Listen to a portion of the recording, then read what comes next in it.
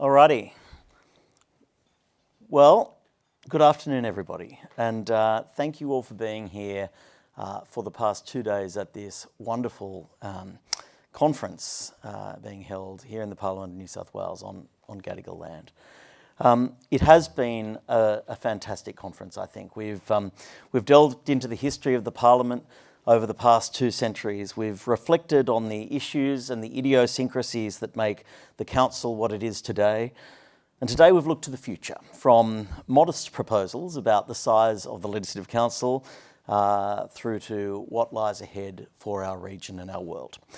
And it's now my great pleasure to welcome you to this final session of our Bicentenary Conference series, marking the 200th anniversary of the Legislative Council.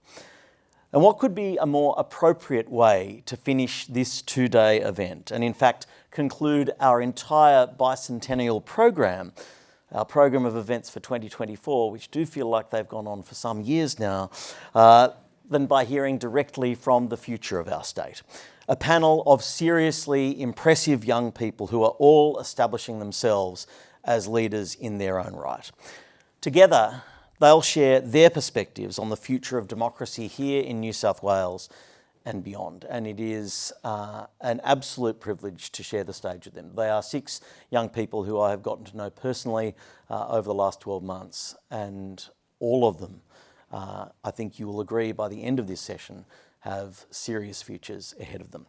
But I will ask each of them to introduce themselves briefly for just a minute or two, and to give a bit of a snapshot of who they are, perhaps a couple of the things that they've done and what makes them tick. Starting on my far left with Coquelin. Thanks, Ben. So my name's Coquelin Sethakuma. I'm from Penrith, and I'm currently a full-time Doctor of Medicine student at Western Sydney University. I'm a St Andrews Scholar at USyd, so I live at USyd and travel out to Western Sydney Uni.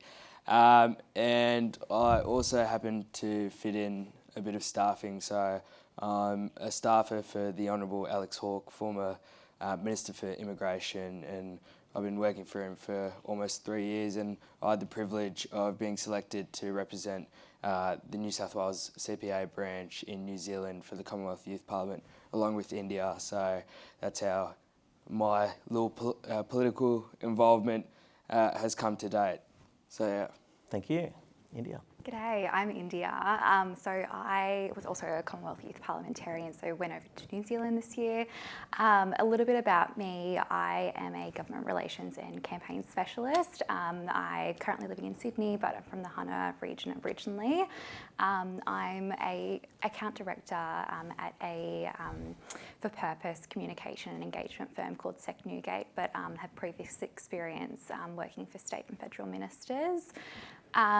When I was living in the Hunter, I graduated from University of Newcastle, which I loved. Graduated from a Bachelor of Communication, and I think it really made me passionate about that degree and the major that I did, which was public relations and strategic communications, sort of led me to being really passionate about public policy, the media, and definitely campaigning. And so, yeah, the last couple of elections have been helping out during the campaign season, but very much looking forward to being here today. Thanks you. Noah. Yama Noah Naya, Naya Gaya Gomeroi Borai. Hello, Yama everyone. Hi, I'm Noah. I'm a proud descendant of the Gomeroi people from northwest New South Wales, but I've lived in Sydney for most of my life. I had the honour of being the youth member for Pittwater in the New South Wales Youth Parliament for 2021, 2022 and 2023. And then in 2022, I was the Youth Minister for Aboriginal Affairs, where I met Ben. And in 2023, I was the Youth Premier, which was a real great privilege, and I got to work with some great people, including Karen. And yeah, it's been really interesting. I just graduated high school this year, and I've been involved in a whole range of other youth projects, as well as a lot of different youth advisory groups, particularly around First Nations people and making sure our voices are heard, particularly in the education space. But I also do quite a lot of work in bush food and Aboriginal cultural education. Awesome. And also was a former Youth Citizen of the Year. Oh yeah, for Northern Beaches Council. There you go. Princess. Hi everyone, I am Princess and I was this year, similar to Noah, the Youth Premier for the Wise Youth Parliament this year. Alongside that, I'm super excited because I'm a UNICEF ambassador for next year. And as well as that, my experiences with politics are quite new because I'm kind of finding my place with the political sphere down in the area that I'm from, so from the Shire. I've had a bit of fun exploring in the Premier's electoral office, which is fantastic because I was this year's member for Cogra because that's the electorate I live in.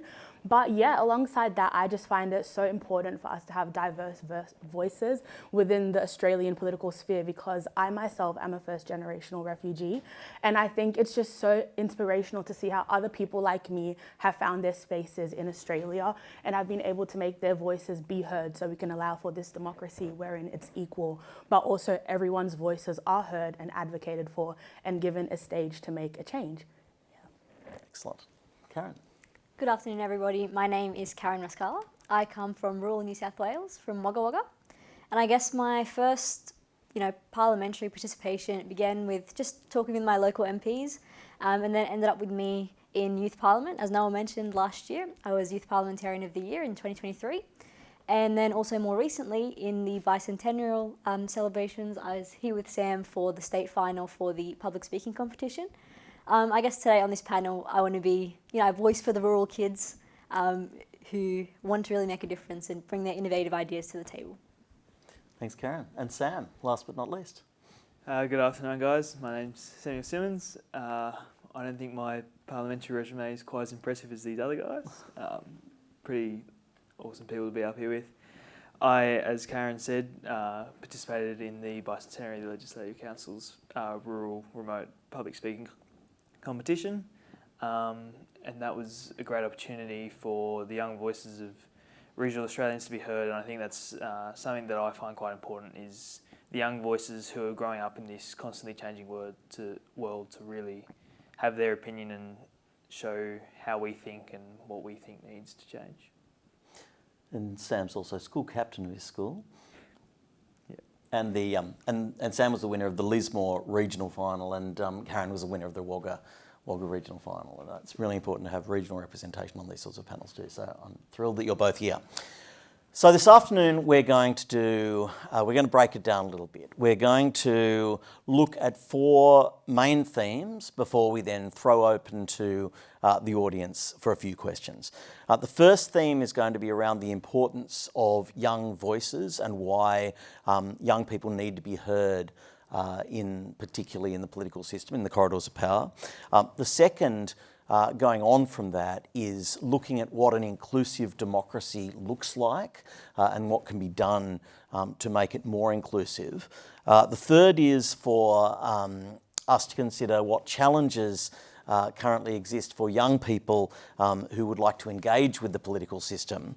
And the fourth is, of course, how can we finish on anything other than looking to the future and seeing what these impressive young people think is ahead of them. So when they come to the Bicentenary dinner in 2056, potentially as the leaders of our state, we'll be interested to hear what their views are for that future. But starting at the beginning. Our first theme of today's discussion is to ensure that young people's voices are not only heard but really deeply valued in shaping our democracy, the policies that are enacted through that democracy and our democratic institutions. And I think over the last 5 to 10 years, we've really witnessed a remarkable surge in youth-led activism. When I was at school, the concept of a class or a school going on strike to send a message to senior policy leaders that their actions on a particular issue, on this occasion climate change, simply wasn't good enough, would have been unthinkable. But that is now something that is at the heart of young people today. They've highlighted the passion and the creativity and the determination of young people to address the challenges in our world. But with that in mind, I want to start by asking each of the young people on our panel today, do you think that the voices of young people are being listened to by those in power? Do you think young people are being heard? Start with you, Noah. I got asked this question on a survey from yesterday, the day before, and it was a slider scale, and I think I put like 85% out of 100. I think a lot of government agencies and government itself in the Parliament do want to listen to young people. I think they do listen to young people. It's more around whether or not they're hearing them and what they're hearing is then actually being implemented. Because it's all good and well to have young people and engage with young people, but where does that conversation go and that co-design between young people and that policy that is designed by members of Parliament as well as the parliamentary staff? That's the important part, in my opinion, that informed, personally lived experience of young people going into how these bills are written and then making sure young people can actually see the input they've given being reflected in that those policy outcomes. Because it's all good and well if we have a real great conversation, but then it doesn't go anywhere. And I think for a lot of young people as well, I know a lot of young people that do a lot of advocacy and stuff, there's a lot of fatigue around doing all these meetings, Zoom calls, phone calls, all of these conversations that sure they might lead somewhere, but you never really know where it's going or where it's gone to. And that's something that some of the advisory groups I've been on, like government ones, they've been really good at making sure that the agency that we give advice to comes back when they're writing the report or once, like before the report that they've written that we fed into is being released. They come back and say, hey, here's how the stuff you've given us, here's how the information that we talked about is being used in this policy or in this report we're going to put out. So that way young people can actually see very, very clearly where that information they're giving is going, rather than just hoping it makes it to the ears of someone who will listen. What do others think? Who wants to go next? India? I think to an extent, yes. But I've told them all, by the way, they should feel free to disagree with each other. But that being said, like I think policy engagement can be improved in general, right? Yeah. Like across different cohorts in general. I will say though that one thing that a really inspiring leader said to me a couple of years ago, and it's really like stayed with me, was to use your voice, because if you don't, someone else will use it for you. And I guess that's sort of ingrained in me, like use your voice, demand for change, because if you don't, the status quo will stay the same. And I think whilst that's my opinion, I was looking at some research by Mission Australia and even like the New South Wales government's youth consultation as well. And that demonstrated that young people don't feel listened to. And so I think it's certainly something that we should look to and think of potential solutions. Yeah, I think part of what Noah was saying in terms of the sense that we're being heard, but then are we actually being listened to and stuff? I think with our current world and social media being so much of an influence, there's certainly an avenue there for young people, to be able to pose their ideas and their challenges. And then in terms of being listened to and acted on, I think there's a general misunderstanding that it's going to be a quick, easy fix, like it's a long-term process as well. And so within that, it's got to kind of be a high level of communication between government and young people that here's what we're doing with this, here's the process that we're looking at, and this is essentially how we are listening to you and how we are trying to make an impact based on the information you've given us.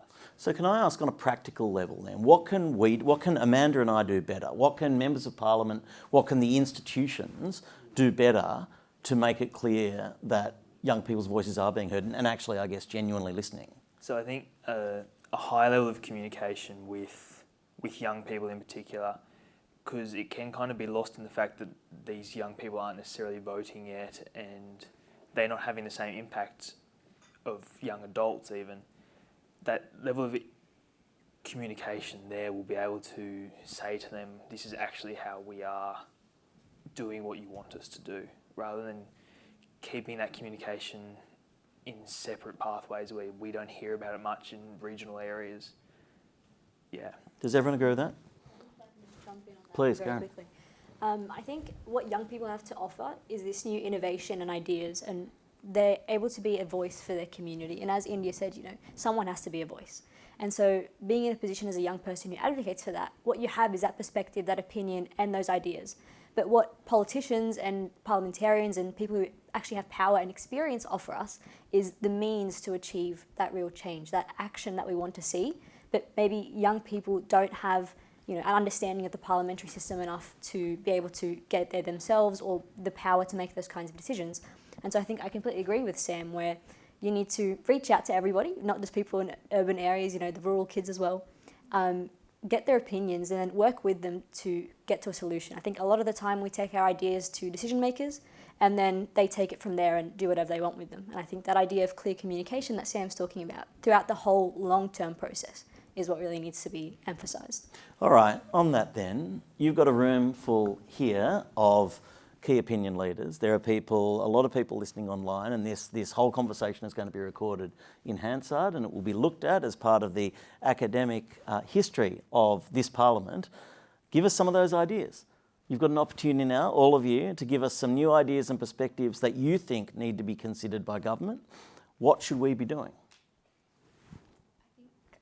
If I may. Yeah, India. Keeping young people involved, right? Like there have been and still are some incredible people who have been involved as part of like the youth committees, youth forums, youth groups, and like they're some of the brightest people in our state. And I think if we're looking for solutions, I think it's important to involve that in the process, which points to Noah's point.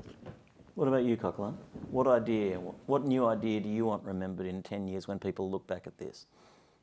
Ooh, it's a bit loaded. I think more broadly, going back to some of the points that were made in terms of that clear communication. I feel like nowadays there's so many youth groups, so many youth advisory councils, which is also a positive thing, but it has its drawbacks because there's so much saturation as to different ways that you can influence that. People don't really see what that end product is. And going back to that communication, clearly understanding what you're trying to achieve and how you're influenced and what you're specifically influencing, and then communicating back to that youth group in terms of what were the actual deliverables produced through consultation is really important going forward, I believe. I actually have a kind of opposing view to what everybody else has said. What I think an issue is that there isn't enough of a relationship between our policy leaders and our young people. Like, yes, we have our youth forums, we have Young Labour, Young Greens, Young Liberals. We have so many avenues wherein as young people we can go out and speak. But I think the issue is, like everybody here has said, whilst we are speaking, politicians, they aren't hearing us. They aren't actually acting on what we're reporting that we need and we find important that we need changes on. So I think what's important is for us to have a relationship both within young people and with policymakers wherein we are working together step by step to make these actual changes. Like I know with our cohort of Youth Parliament, when we were writing our bills, a big thing we did was have consultations with people wherein it was them giving us input, us taking this input and putting it into our bills and then moving forward in a like hand-by-hand relationship. Because at the end of the day, our world is changing so rapidly. As young people, we are having to like adapt to these changes. And by the time a change has happened, if we're taking so much time to communicate this to our policy leaders and them to get back to us, something new's happened, some new discoveries come out, something new has changed that we feel is important, that needs to be valued and spoken about. So I think what we need to kind of reconfigure is to have a relationship wherein we are working together hand in hand with our policy leaders, where we are listening to what they're saying, they're hearing what we're saying, and we're working together to make that genuine change, rather than it being tokenistic and materialistic, where it's like, oh, we're listening to you, but we're not actually doing anything. Like, we need to be present while they're making changes that are actually impacting us and the future generations.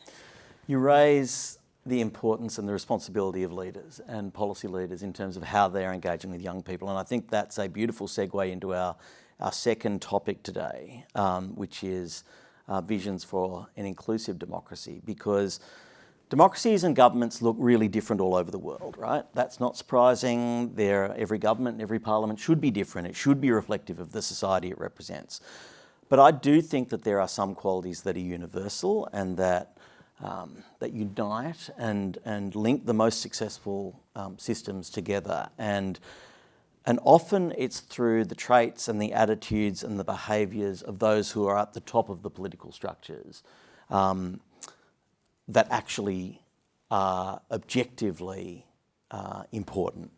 So my question is this: when you're thinking about leaders, the sort of leaders that you want to listen to what you've said in and hear and genuinely act on, what are the most important qualities do you think that make a great leader in today's world? And I'm not just talking political leaders, I'm talking about leaders in community, leaders in organisations, leaders in business, obviously leaders in politics. Give me, all of you, in a few words, what you think are the most important qualities that represent leaders today, starting with Coquelin. So I recently attended the Alliance for Responsible Citizens, like an Australian version of the London conference, and one thing that really struck out was something that John Anderson said at the end of the conference, which is nowadays there's a lot of these conferences where we talk and encourage and we talk about ideas, but on the back of it, there's nothing that really happens. So in terms of leadership, we need people who have a vision, can articulate that vision to a mass amount of people and actively encourage people to do that. And I think that gave me a really newfound perspective of leadership, because I always perceive leadership as a servant leader, someone who's sacrificing themselves to better a community. But this is more about how to encourage the masses. And I think going forward, if we want to make change as young people, we've got to stick to that model of, what is that actual vision? How do we articulate it? And how are we going to encourage the masses to achieve that common goal? India. I think to be a strong leader, there's certainly many different aspects of it. I think it's more a good leader rather than a strong leader. Good leader. A lot of strong leaders here. Yeah, true. We're seeing a couple of them at the moment. Anyway, we won't go there. We'll move on. I would say you have to be authentic. You have to be true to your values. You have to be engaging. And yeah, those couple of things, I think those are probably the core ones for me, right? I think that points out, what a good leader is. No? I'd agree with what both previous panel members would say. But also, I think to me, at least, and I know I don't always embody this, but I do try, is being the best listener you can be. One thing that's talked about quite a lot in my Indigenous community and whatnot, is the fact that we have 2 eyes for seeing, 2 ears for hearing, 2 nostrils for smelling, but only 1 mouth for talking. And so it's that thing of observing and listening to the world around you, listening to country in that particular sense, listening to community, listening to country, and responding to the needs of that country, of that community, rather than you dictating what needs to be done. So it's that listening and it's that observing. So it's not just the listening what people are saying, but it's observing that body language. It's observing how the community interacts with each other. It's observing what goes on around us. For example, with our traditional cool burning, we don't have a set time a year. We don't have a calendar. We look for signs of country. Country is our calendar. The world around us tells us what we need to do, when we need to do it, and why we need to do it, and how we need to do it as well. So we sit and we listen and we see and we smell what's going on around us, and that's how we show leadership, by observing the world around us and reacting to it in a measured way. What about you, Sam? What do you think makes a great leader? All the points you guys have mentioned are really a part of what a good leader looks like, and at the heart of leadership for me is that servant-hearted leadership, where you're not necessarily there for your own vision, but to represent the people you're representing. And in doing that, you're actually completely serving them and making sure their voice is heard, so that you're using your position of privilege in that leadership to be able to better help the people you're representing, to help them understand what's going on, how you're helping, how you're making their voices heard. Okay. For me, I'm stuck between 2. One's a character trait and one is, I guess, a skill set. I think for me, the most important thing is humility. I think what everybody was talking about on the panel can kind of be summed up in this world. You can't be a good leader if you're not a good listener, and you can't be that if you're not a humble person. You need to be able to recognise when you make a mistake, to be able to move forward and try and fix it. And then I guess the second thing as well is problem solving. Every leader is going to face challenges, problems, whether they're internal or external. And I've seen plenty of people in my life who've overcome enormous challenges to be able to get to where they are and get people, lift other people up with them as well. What about you, Princess? I think it comes down to appropriate allocation of your emotions. Because when you're a leader, you're there to empathize with the people that you are leading. You're there to make their voices, their concerns be heard. But then when you're actually representing those views, when you're speaking on what is important to those people, oftentimes you are taking on the emotions that are tied to the concerns of those people with you. So it's about being able to know, hey, I understand that you're feeling this way, and being able to empathize with someone. But then also being able to go and speak about those issues in a way which is professional, but is also easily understood by other people around you that can make changes on certain situations that are important. Because at the end of the day, when you're a leader, you're there to represent the people that have voted for you.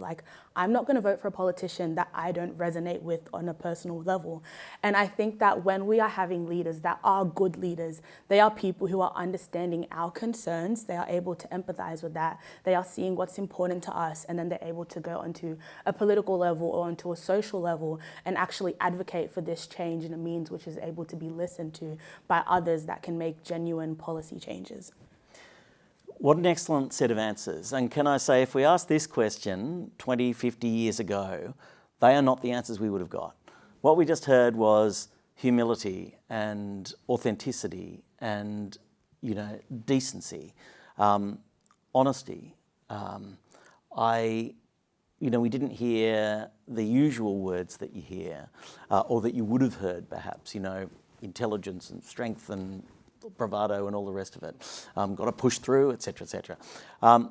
Which I think shows where the Parliament, where democracy, where the world is now at a very different place in terms of looking at their leaders. You just have to go upstairs and have a look at the photos, the collected photos of parliamentarians from the 1950s or 60s.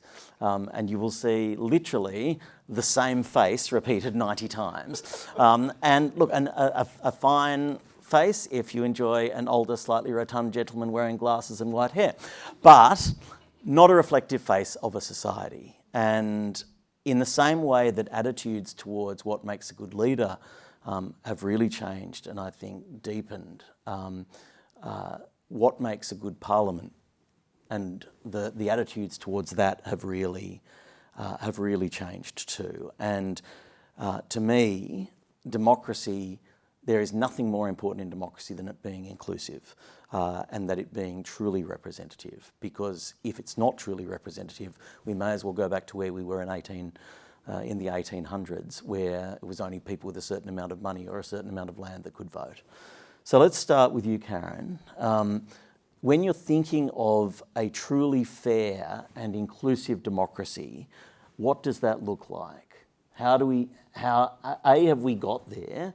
And if we haven't, what do we need to do to make it happen? Well, I think one in the other panelists in a previous talk said that democracy is an ideal that we can aspire to, but that we may never reach. And so I think that's really important to consider here. An inclusive democracy is something that we have been striving for the past, 200 years, but are we fully there yet? I really don't think so. And I think for me, the two main points that might get us there or progress us along, that line is recognising that, one, Australia is a multicultural country. We pride ourselves on this multicultural mosaic of people that come from everywhere and find a home here. And so I think being able to incorporate their perspectives and their ideas as well is something really important that we can all use and learn from. And then I think the second thing as well is making sure we hear the voices of rural people. And this is something very close to heart for me because I've grown up in a rural area all my life. It's where I've met my closest friends, it's where I've had my work experience, it's where I've, ultimately been all my life to get to this point. And so I think being able to make sure that we hear those people out in rural areas, the farmers, the rural doctors, those people that are really at the front lines with limited resources, and being able to include them in these big city conversations, that's something really meaningful and I guess important to me. What about you, Noah? What does an inclusive democracy look like? You've obviously got a different perspective from others on the stage. Yeah. I think the history of New South Wales as the first, I guess, colony in Australia, or like the continent of Australia, as well as Australia as a whole, being a colonial settlement, has a very deep history that I don't think, as an institution, the Parliament really has fully reflected on its role in that, and the way that it still has a very important role in the continued dispossession and a lot of the current issues that face Indigenous people, whether that's the removal of children at rates higher than that of the stolen generation.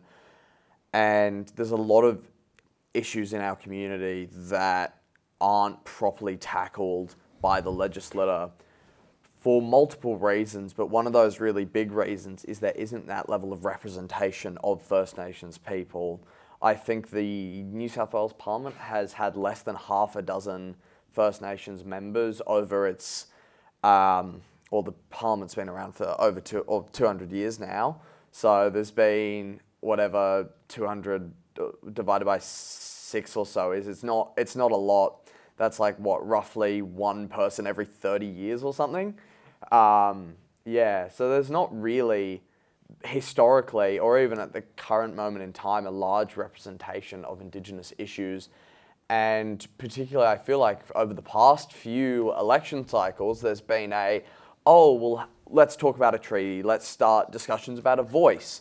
And then we get about halfway into the term, and they're like, well, we've talked about it a tad bit now, but we'll bring it to the election so we can get a mandate from the New South Wales people to continue. You get halfway into the next term, it's the exact same thing. And I feel like that's happened quite a lot.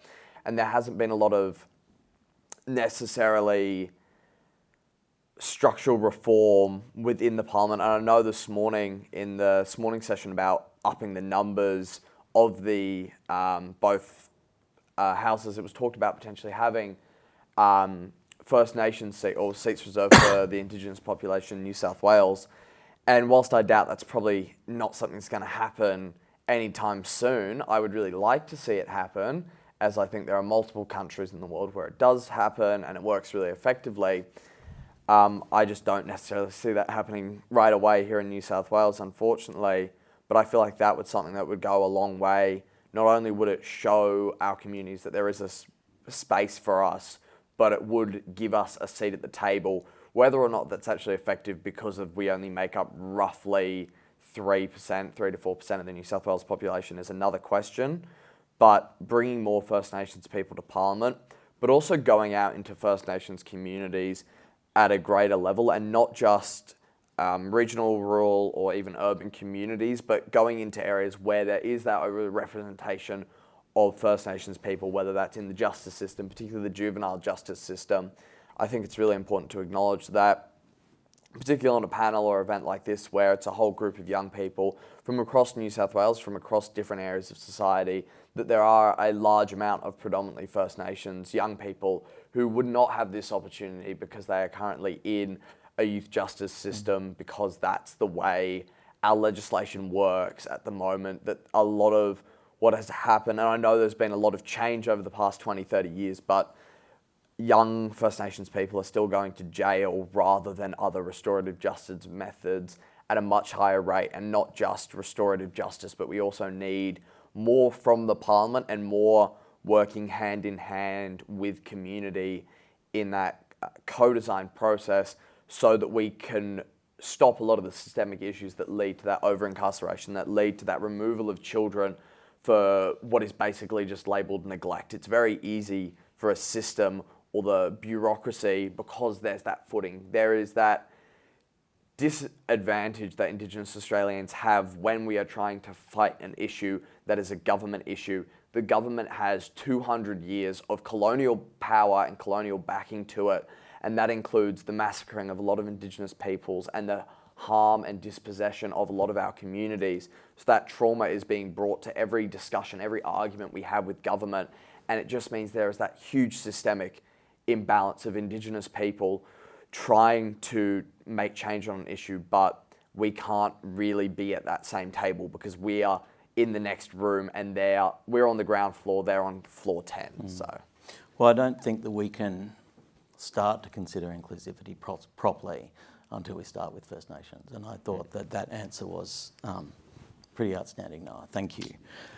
But when we think about inclusivity, obviously ensuring everybody has an equal opportunity to be involved in the political process needs to be at the forefront.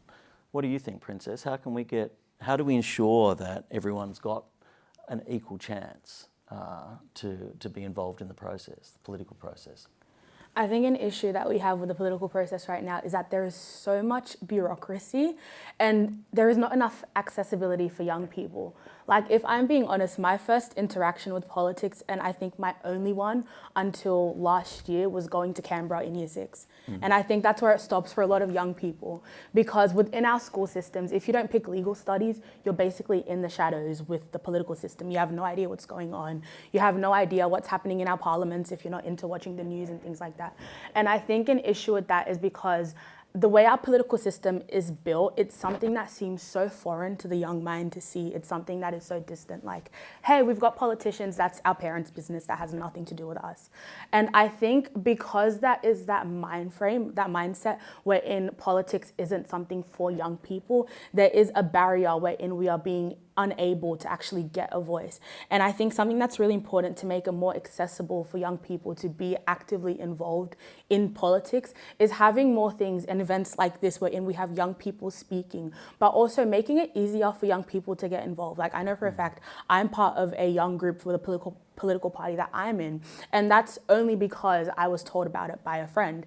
And I think the issue with that is that, again, if you don't have connections with people that are directly involved in politics, you have no idea what's going on. And I think because we do have a public school system, we should be having some sort of understanding built within children from, maybe high school, wherein they can learn more about what's going on with our political system, learning more about what's happening in the laws, because at the end of the day, it's going to affect all of us young people, what happens within the houses of government and of parliament. So I think it's super important for us to provide means of educating young people, both in and out of school, but also providing a way for us to get involved. Whilst we do have youth councils and youth advisory groups, that's only for a select few people who have applied, have interviewed, and have become successful. So I think if we're able to make it more easily accessible for young people, having more widely open things, like I think something that I really love about, for example, Amnesty Australia, they do a lot of things on like Instagram where it's like a box wherein young people can actually type their concerns. So then it's accessible for the young people that have, access to Instagram. So making it more easily accessible for young people to find out what's going on within politics, but also being able to make our concerns heard is super important for us being able to be a part of this active democracy and being able to make genuine change. Yeah. Absolutely, and that brings us on perfectly, can I say, and we didn't even script that, to the third item, which is what are the challenges for young people to engage with the political system. We've seen a wonderful panel immediately prior to this with four young people who are now elected members of parliament, but no offence, Amanda, this generation is another one below in terms of age, and so looking at sorry, we'll just move on. But looking at what needs to be done, basically, I think now it's even more difficult, I suspect, for young people to get involved in the political process, to get their voice heard, and but let's hear it from you. What stops young people getting involved in politics, getting involved in advocacy, getting involved in the political process, and how do we fix it? Coquelin, let's start with you. I think just reflecting on my journey in politics, when I was in year 12, I actually didn't know anything, and nor did I care, which was probably my fault because I didn't actively try to learn until that stage. And that's a commonality with many other young people that I come across now, is a lot of people don't know, and people aren't really encouraged to take the initiative, learn more, think about potentially joining one of the youth wings of whatever political party they want. I've done my fair share of recruitment for the Liberal Party in the last year, and one thing I kind of learned is that common theme is that, you know, people slowly start to get informed when there's something impacting them. And people don't really know what's impacting them until it's already passed or the bill's already been put into motion. And I think if we continually get the people around us to actively tell other younger generations to make change and put their hand up and try and learn more, I think that's how we solve or chip away at solving that bigger problem. Who wants to jump in on this? It's slightly ironic coming from me because I'm still that Year 12 student who's quite disengaged from politics, even though I am here today. But I think there's these challenges around just these general stigmas of working as a politician where there's large amounts of sacrifice. What impact do you actually make? And these certain things. So I found it fascinating for the last two of the last four panellists who were saying they started in health and then saw these constant needs for change with reoccurring patients of these easily preventable circumstances. And so I think... And you want to be a paramedic, right? Right, yeah. So possibly following that same path. Yeah. I think seeing this is, for me, my immediate response coming out of high school is that's the way I'm going to make the most change. And so that education through high school, like we've said, it starts at Canberra in Year 6 and then it's kind of lost unless you do legal. I think that continued education of the impact of Australian Parliament in our growth as a nation, I think that's really valuable in showing that the role of politicians in our country is very valuable to young people, rather than them, like Coquelin said, not finding out about how to have your impact until that bill's already passed. Princess, you were going to say something. I think a big barrier to me that kind of made me feel not as interested in politics was not seeing a lot of people in politics that looked like me, hearing people that spoke like me. Like, I find myself sometimes so isolated when I go into political spaces because I'll be like, whoa, where are the women at? Where are the black girls at? And I think that's a thing for me because I feel like Australia, we boast the fact that we are such a proud multicultural country, but we are not hearing from the voices of those marginalized groups. Like, where is our representation from our First Nations leaders? Where's the representation from our minority groups? And I think that is a barrier that sometimes stops young people from getting into politics, especially because as young people, I think that we are quite open to these different diverse groups and going on and having representation from these groups. But I think an issue that I personally felt is that with people that are currently in politics already, there is kind of a stigma, like there is that barrier between where it's like, hey, you know, you kind of don't look like us or you don't think the same way as us. Maybe let's just lock the door, keep you out for a bit. And I think what's super important is that as we, as young people, are coming into these leadership positions and the tide is changing to kind of favor our views and our opinions on the world, it's important for us to have our representation out there, for us to have, like, you know, First Nation representation, LGBTQ plus IA representation. And I think the way that we do that, like I've said already today, is by having accessibility. We need to have avenues for young people in regional spaces, you know, having ways for them to actually speak, be heard, be listened to, but also educated on what's going on in the political sphere. Like, if we have leaders that look like us, that think like us, that are able to empathize with the values that we have, I think more young people will be encouraged to go into politics, to be able to learn about what's going on in politics. Like, I know a big thing with me getting involved in politics was seeing young girls and young women going into political spaces, being elected into roles wherein it's like, wow, 50 years ago, that would have been like the job of a rich white man. And we've got a girl out there. That's so inspiring. So I think having spaces wherein we are seeing more minority groups be included in policy making, in politics, is such an amazing way for us to inspire more young people to get involved in politics. I can just jump in quickly. Princess is also touching on a point that is also very close to home for me, and it's that idea of trust. I think especially after COVID, a lot of young people had this feeling of like hopelessness and pointlessness in politics. Like, what are they actually doing? We're locked up in our houses, we're online for school and all of these things.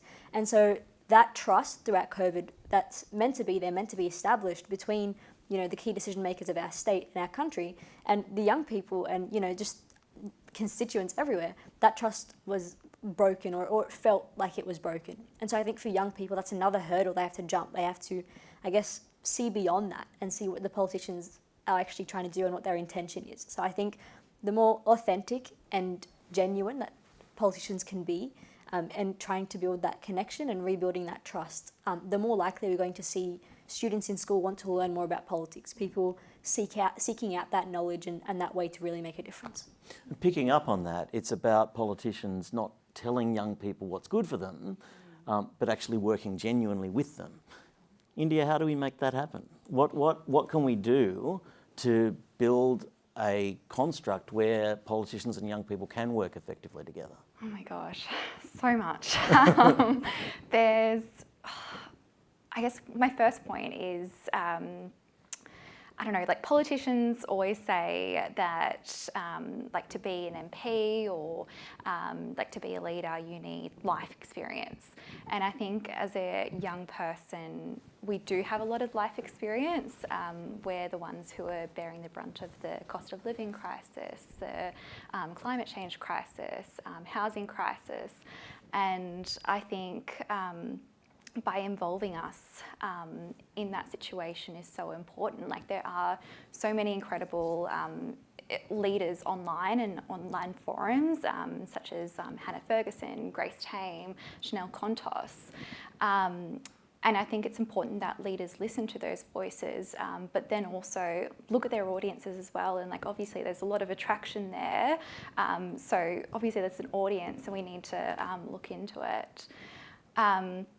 I think there's a couple of like personal experiences for me as well, if I could touch on it. So when Coke and I were in New Zealand recently, like it really sort of dawned on me like how inclusive New Zealand is as a society. I mean, in their parliament, they had easy to read bills with braille on it, and they had tactile exhibits as well, disability advisors that are hired by the parliament to make sure that it's a more inclusive space. A lot of languages a lot of signs in both English and in Māori. 100%, yeah, and I think that's really powerful and something that we can definitely look towards.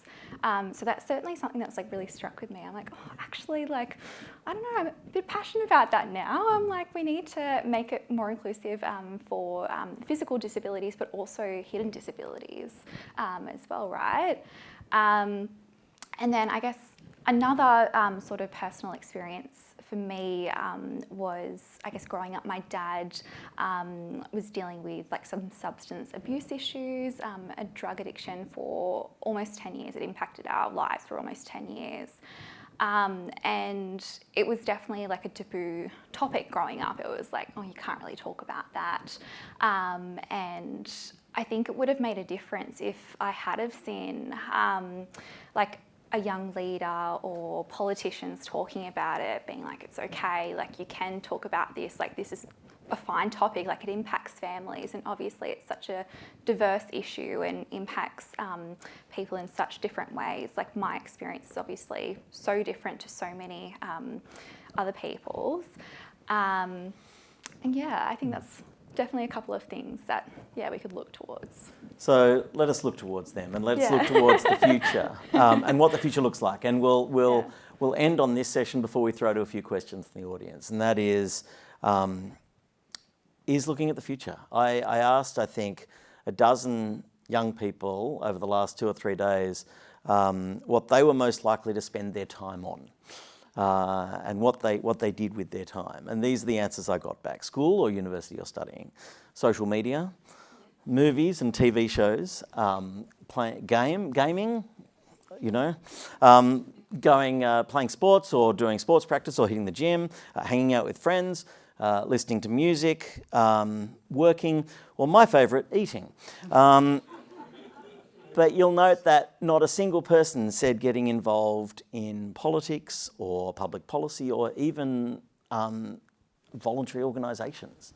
The world's changed, so we need more young people involved in politics. I think we'd all agree with that.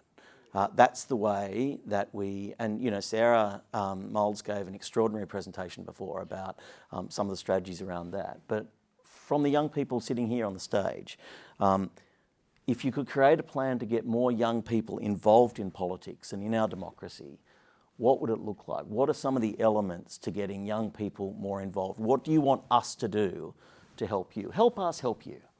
Start with you, Sam. I think for me it all comes back to education of the impacts and stuff, so that people can really understand the impact that they can have. And I know, especially coming from a regional area, I hadn't heard about this youth parliament thing until a few days ago when I met these guys. Mm. And so certain things like that where I didn't know I could start having an impact already, I have loads of friends who would jump on those opportunities but haven't even seen or heard of them to be able to have that chance. So I think one way is definitely expanding resources into more regional and rural areas so that more voices can be heard, because in just doing that, you're extending your talent pool to be able to encompass a greater range of gifts, abilities, views, opinions. Communicating with everyone. Yeah. Yeah. Who else wants to jump in? I'll quickly jump in. A bit of a different perspective from a political party-based perspective. I think making whatever youth organisations that we respectively have into an attractive model that actively encourages people. So the more people that we have, the more likely that they will tell their mates, or they'll talk about it in their little circles, and the more we kind of build. And at least from the Liberal Party's perspective, our youth involvement had decreased, and so that's probably a key indicator of how, as politicians and as members of communities, we should strongly encourage young people to get involved in those types of spheres. Who else? You go. Thank you. I agree wholeheartedly. I also think, like, a step further is politicians should be on the platforms that young people are on, whether it is Instagram or whether it is TikTok. I think they should be engaging as well on those platforms. Like, sometimes it's pretty awkward though, right? I know, yeah. Yeah, sometimes. But we're trying. No, yours is good, Ben. Stop it. But yeah, I think that's definitely... Talk to young people where they are. 100%, 100%. Engage with them. I don't know whether it's like a little, like, hello, fellow kids, something like that name. Welcome, children. Yeah. Or, I don't know, just hearing, like, their language, and I guess sort of adapting your language to sort of mirror theirs. I think that would really help, I guess, people who are in their teens and who are in their 20s and early 30s. That sounds rad. Yeah. No, what were you going to say? Oh, just on that social media thing quickly, I think Stephen Miles has a pretty good social media presence. I see a lot of young people that I know from Queensland talking about that quite a lot and interacting with that with his posts, including people that aren't members of that party or aren't even really engaged in politics at all, but it pops up on their Instagram feed and it gives them that little bit of a connection. But I think creating more systems within the parliament itself to bring young people to the parliament and covering that financial cost, because that financial barrier is one of the biggest inequities that stops, whether that's people from low socioeconomic backgrounds, Indigenous backgrounds, regional and rural backgrounds. It is that cost prohibitive that stops a lot of groups in society that have historically been underrepresented having a seat at that table. So the parliament having the ability to fund and to bring out young people, to include them in that legislative process, whether that's on the construction of bills, particularly bills that impact and involve young people, and having that direct connection. I know the Minister for Education has the Doves Council, and I know you had the Regional Youth Task Force, so stuff like that, but for not just education and young people portfolios, because legislation on health, legislation on Indigenous affairs, legislation on sport, legislation on pretty much everything affects young people one way or another, or will eventually affect them. 100%. What about you, Princess? I think, kind of echoing what Sam said before, the education aspect is super important. Like I said today, having avenues within schooling systems, like if that is changing our curriculum to cater to having a section of that teach children about our parliamentary processes, or similar to what Cook said, wherein it's having our political youth groups. For example, I'm in Young Labour, and a thing that they do, which I love, is that whilst we do have social events to get people involved and to bring young people in, we're also able to educate young people. Like we have volunteer training sessions, we have parliamentary procedure training sessions, wherein we have a social setting wherein it's with a casual group of friends where we can have conversations that are lighthearted and fun, but we're also getting educated on things that are important within the parliamentary system. So it's drawing young people in through something that is lighthearted, fun, that is attractive to us, so through social media, through word of mouth, but then also whilst having us immersed in that social aspect, then educating us about political matters, because it's not just like getting the fish, it's teaching the fish like, hey, you're going to be food, like seasoning the fish. And the seasoning of that fish is giving us the education about parliamentary procedures, like educating us about what's going on with bills, what's happening in legislation, and how that's impacting us, and then what we can do to actually make sure it's impacting us in a way that aligns with our social and personal views. So, yeah. Perfect. We'll give the last word to Karen before we then we've got time for just 2 or 3 questions from the audience. So have a think about those now. Karen. I think what everybody said sums it up very beautifully, especially that point of making democracy, making parliament appealing. I think what a lot of young people don't know is that, democracy started out in ancient Greece, and it was vox populi. That was the mantra. It's the voice of the people. And I think that's what a lot of young people don't realise, that they do have a voice and they can use it. And there's people that actually want to listen. I mean, this conference, this panel right here is a prime example of, politicians and people in power wanting to listen to us, wanting to give us an opportunity to really voice our opinions and our ideas as we've done today. And so I think making young people realise that and realise how special and powerful what you say and what you do and what you emulate and the values that you uphold can be, even at a small level, from local council all the way to federal government. I think that's something people need to become aware of so that they become willing participants in this democracy moving forwards. Excellent way to draw a line under the conversation. Let's throw on the house lights and ask if there are 2 or 3 questions that anyone might like to ask. I know it's been a long couple of days, but we will take them. Yes. Thank you very much. Last question for this conference. Just before I start, just as some context, I had the huge honour and privilege to work with Princess as her Deputy Youth Premier. It was a huge honour and privilege, and thank you so much for setting all this up, all this conference. I know personally what it's like not to have the special honour and privilege to physically have a voice. So I just wanted to say thank you so much for setting this up and giving everyone the opportunity to have a voice here. Just as I continue on, just some questions to everyone here. What were sort of in your career so far?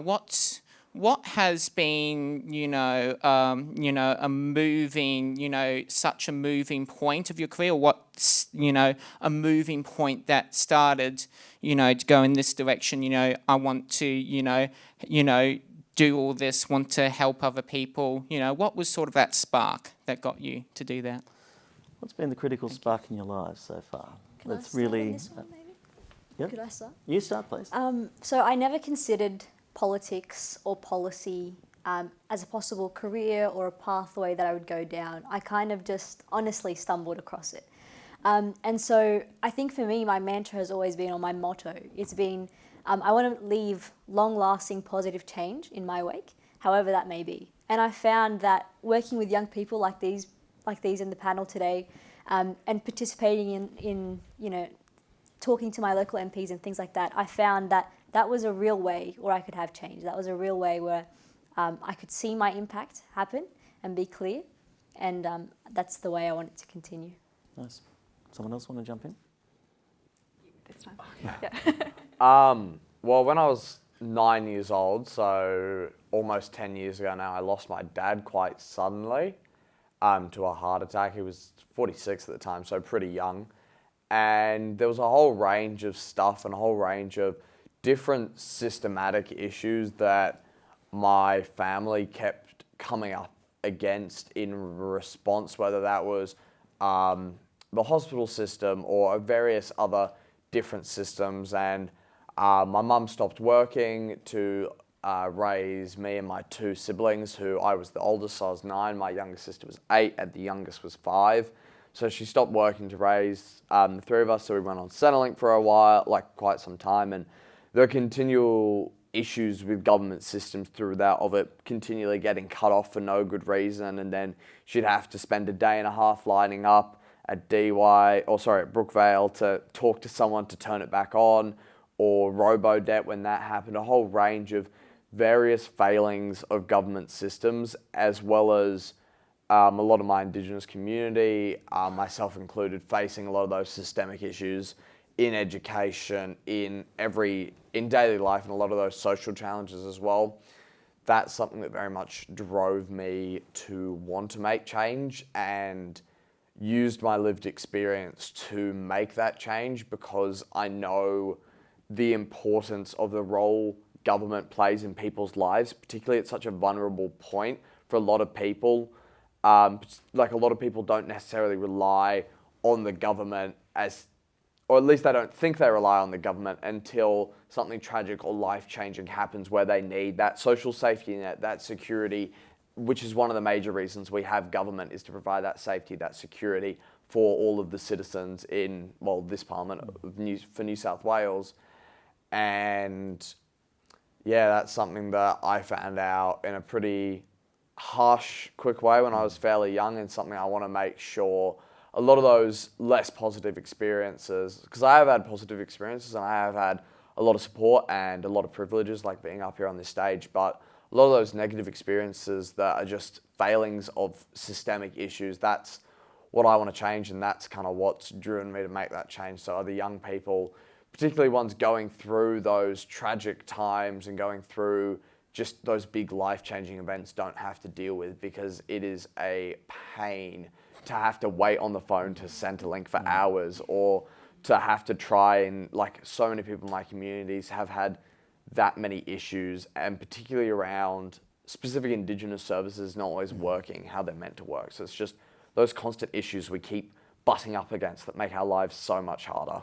Thank you. We've got time for one more question, and then we'll need to wrap it up. Yes. Thanks, Mr. President. I was surprised to hear that there's a lack of civics education, because when I was in school, basically it was, a term in year 6 learning the basics of Parliament, and that was about it. Do you think there would be enormous value in having a compulsory subject in high school on how politics work, how parliaments work, how political parties work, how the Constitution works? Would that have, if there had been a subject along those lines when you were in school, would that have enhanced your interest in politics? Who wants to jump in? Princess?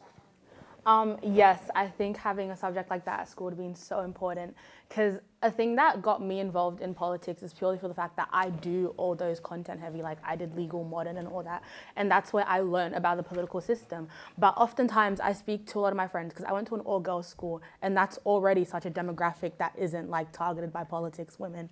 But the thing is, a lot of girls at my school often felt as though we have no idea what's going on. Like, I know when I'd post about youth parliament, they'd be like, what are you even doing at Parliament? What's going on? And I think a big thing is that if we have a subject like this that is maybe like in year 9 and 10, wherein it's like you're close to the end of school, wherein you are close to voting, but you're also coming from that year 6 Canberra trip. You're like right in the middle, wherein you're growing your interest in different things, because I know I found my personal interest in like year 9 and 10, that period there. And I think if we're able to have a subject in that space wherein children are learning about the political systems, you're building a group of young people who might grow into our next generation of politicians, wherein they're learning about the systems that they might be working in. But also you're building an educated voter base, because a thing I find with a lot of Australians is that most people don't care about voting. Like, I think it's a very big trend wherein people go to the ballots and like they draw a picture or whatever. And I think if we have an educated bloc... Don't tell us what the picture's of. Sorry. I think if we have an educated block of voters coming in who understand the processes of politics and are educated about who they're actually voting for from a young age, we're able to have people actually voting for a voice to speak for them rather than just throwing their vote away. So if we have that subject there, I think that'll be very vital to providing both potential politicians, but also an educated voter bloc. Thank you very much. We're going to have to finish, but I'm going to ask one final question to the panellists up here. When you're thinking about your future, is it possible, not definite, but is it possible that you would consider putting your hand up to run for Parliament down the line at some point? If that is possible, I want you to put your hand up. Come on. Okay. Well, there we are. We've got a pretty good group of young people, and I suspect we might get the other two over the line. In all honesty, ladies and gentlemen, I think you'll agree with me that the future looks very, very bright. We have had an extraordinary group of young people here, a really stimulating discussion. I know you'll agree with me that it's been one of the highlights of this conference. So please show your appreciation for these 6 amazing people.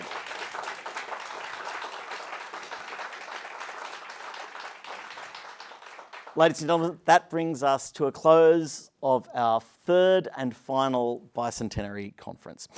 You know, we set out doing these things with 2 goals in mind. The first, to explore the 200-year evolution of the Council, the personal and constitutional highlights, the pivotal moments of change and the radical shift from an appointed council to a fully representative and elected House of Review.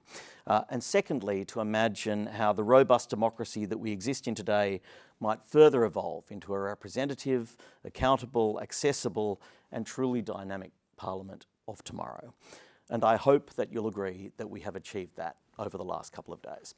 Can I extend my thanks to every one of the many, many outstanding speakers that we've had over the last 2 days. They have all been outstanding, and their contributions will be compiled together into a document, into a book, which will then stand to be part of the legacy of the history of this place. Can I also thank the clerk and Janelle Moore, the usher of the Black Rod, and the entire Black Rod team for their hard work in coordinating this conference. These things just don't happen. Every step of it has been perfect, and I thank you both and your teams for the support that they've given. Thanks also to the standout AV team up the back from CTS, the Hansard team who have transcribed the entire conference, and to Parliamentary Catering, who I think you'll all agree have attended to our needs very well indeed. And finally, and most importantly, can I extend my own thanks and that of everyone at the Parliament to you, to our attendees and to everyone who's been here over the last 2 days. I really do hope that you've enjoyed these 2 days at Parliament. I hope you found them fulfilling, rewarding, interesting, and that hopefully you've learned 1 or 2 things that you didn't know before.